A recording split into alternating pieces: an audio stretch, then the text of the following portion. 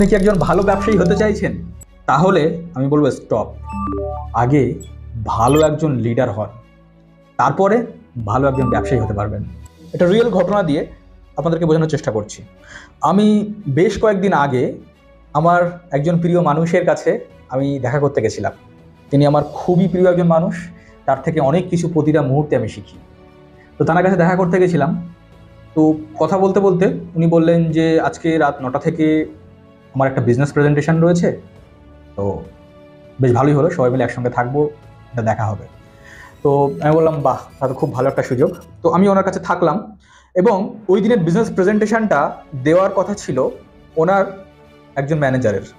সেই ম্যানেজার ঠিক যখন টাইম ছিল রাত 9টা, ঠিক সেই 9টা বাজতে 10 মিনিট আগে তার কাছে ফোন করলো, করে বলল যে স্যার, আমি বিজনেস প্রেজেন্টেশনটা দিতে পারবো না।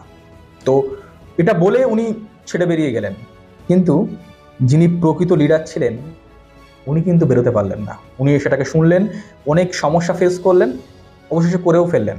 এখান থেকে একটা বিষয় অনেক কিছু শেখার রয়েছে, যে উনি নিজের বিজনেসটাকে বিজনেস বলে মনে করেনি, উনি ম্যানেজার বলে মনে করেছে বলেই বিজনেসটা ছেড়ে বেরিয়ে গেছে।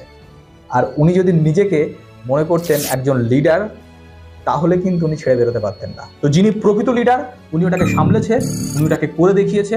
আর যিনি নিজেকে প্রকৃত লিডার বলে মনে করেনি, তিনি কিন্তু এটাকে কন্টিনিউ করতে পারেন, তিনি ছেড়ে বেরিয়ে গেছেন। তাই পরিস্থিতি যাই হোক, যেমন হোক, একটা লিডার বিশেষ করে শেষ সময়ে কোনো দিনই ছেড়ে যেতে পারে না। তাই বিজনেস করার আগে আমার মনে হয় একজন ভালো দায়িত্বশীল লিডার হওয়া দরকার।